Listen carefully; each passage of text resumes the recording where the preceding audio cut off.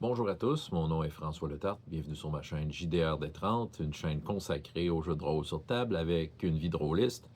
Ça va être la réponse à la question de samedi coup critique. Donc la question de samedi. La question est une nouvelle règle que j'ai découverte récemment, qui a attiré mon attention évidemment. OK. C'est dans la dernière année, parce que je ne lis pas tant de nouveaux jeux de rôle, mais dans la dernière année, oui, il y a une règle qui a attiré mon attention et que j'ai décidé d'appliquer dans mes jeux de rôle courants. Donc, couramment, depuis un certain temps, le jeu de rôle que je fais le plus, c'est vraiment Chroniques oubliées Fantasy, la première édition.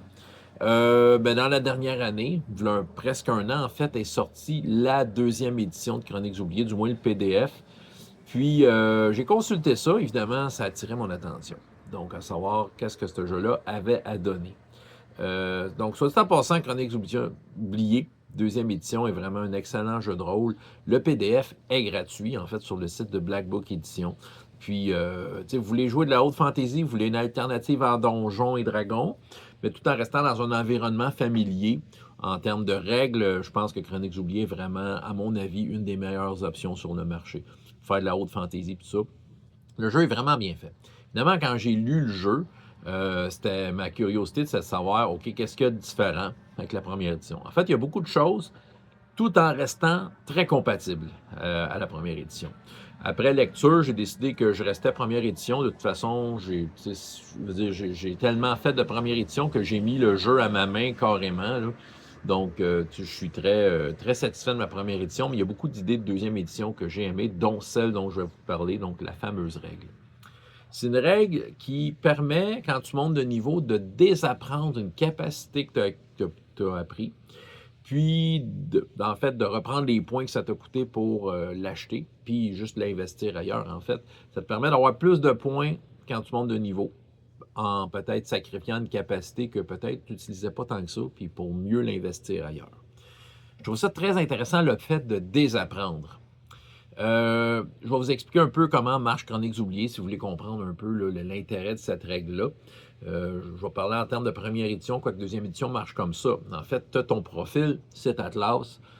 Le profil vient avec un certain nombre de voix, 5 voix. Les voix sont composées de 5 niveaux de capacité.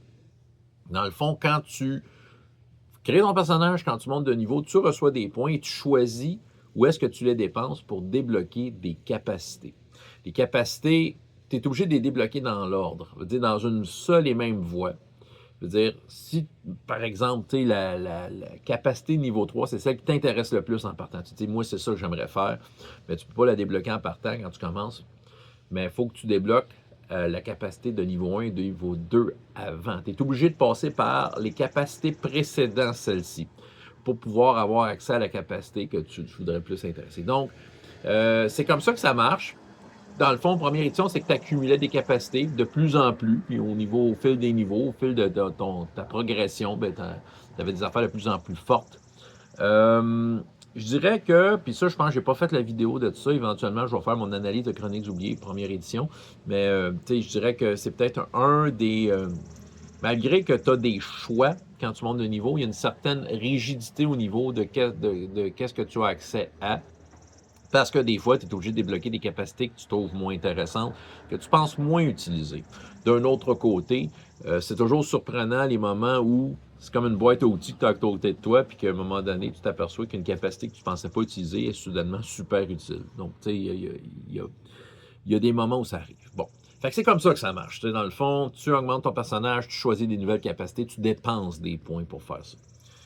La règle, ce qu'elle dit dans la deuxième édition, c'est que ouais, tu peux, si tu veux, prendre une capacité que tu ne veux plus, puis la rembourser d'une certaine façon et de recevoir les points.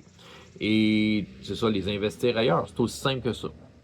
Moi, je trouve ça très intéressant comme règle. La seule affaire, c'est qu'ils sont restés quand même un peu rigides sur leur façon de faire. Je veux dire, exemple, tu as ta voix de tantôt, que tu aimais beaucoup la capacité de niveau 3, tu as débloqué la 1 et la 2 pour l'obtenir, mais si jamais, si jamais tu aurais le goût de te débarrasser de ta 1 et de ta 2, tu peux pas. Il faut que tu désapprennes dans l'ordre décroissant des niveaux de capacité. Bon, certaines rigidités, mais j'avoue que Chroniques oubliées, vite de même, Moi, j'aime ça beaucoup jouer avec, tu sais, de jongler avec les différentes règles. Moi, j'accepterais que tu te débarrasses de ta 1, de ta 2 si tu veux. Ça va avoir des conséquences en dehors de ça, mais reste que tu peux récupérer les points puis aller ailleurs. Dans le fond, je serais assez flexible sur ça. Dans le fond, oui, pour atteindre une voie dans le mode croissant, tu n'as pas le choix de passer par là, mais une fois que tu l'as, si tu veux, je claque. Moi, je trouve que ça rajouterait du piquant, ça rajouterait de la variété. Moi, je le permettrais de désapprendre des affaires. En fait, c'est sûr que je ne l'ai pas testé. Peut-être que c'est pas une bonne idée, mais en tout cas, c'est ça. Mais reste que je le ferais. Fait que c'est ça. Donc, la règle, c'est que tu désapprends des choses pour récupérer les points et les investir ailleurs. Moi, je trouve ça très intéressant parce que, à ma connaissance, il y a peu de jeux de rôle qui proposent ça.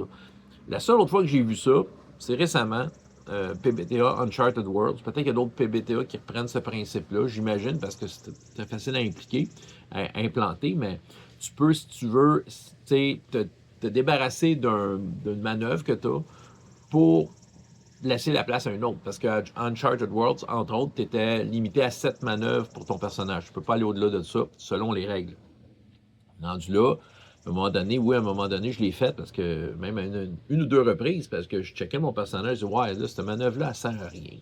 Bon, encore là, tu sais, le principe du coffre à outils, que ça se peut qu'elle serve un moment donné, mais je voyais de quoi qui m'intéressait plus. Donc, à ce moment-là, j'ai fait ce qu'il fallait. Là, dans ce cas-ci, c'est une dépense de points, mais j'ai pu comme désapprendre une manœuvre pour en laisser la place à une autre qui m'a été en fait plus utile au final. Donc, est-ce qu'il existe, est-ce que vous connaissez, vous, des jeux de rôle qui fonctionnent de même? Moi, je pense que ça serait très facile à implanter. Tu sais, je serais très confiant d'arriver dans une partie de donjon 3.0 puis faire ça avec des dons. Tu désapprends des dons pour en apprendre d'autres. Je suis sûr qu'il y aurait moyen de faire ça. Puis ça représente des fois des affaires de la vraie vie, si on veut comme dire, oh, à quel point c'est réaliste. Mais dans la vraie vie, à un moment donné, tu peux être super bon à faire de quoi dans ta vie, mais aussitôt que tu arrêtes de le faire puis que tu te consacres à autre chose, ça se peut que tu perdes la main sur ce que tu as arrêté de faire. Oui, tu vas t'en rappeler un peu, mais tu ne seras jamais aussi bon que quand tu étais dans ton prime. Donc, je trouve que ça simule bien ça. Et Chroniques oubliées, de façon très élégante, a pu l'implanter dans sa deuxième édition.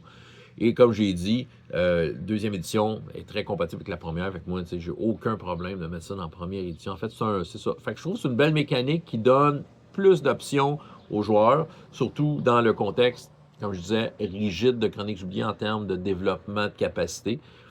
Donc, c'est ça que j'avais à vous raconter. François Letard, JDR des 30, et jusqu'à la prochaine fois, il y a autant de plaisir dans la vie que dans les jeux. Au revoir.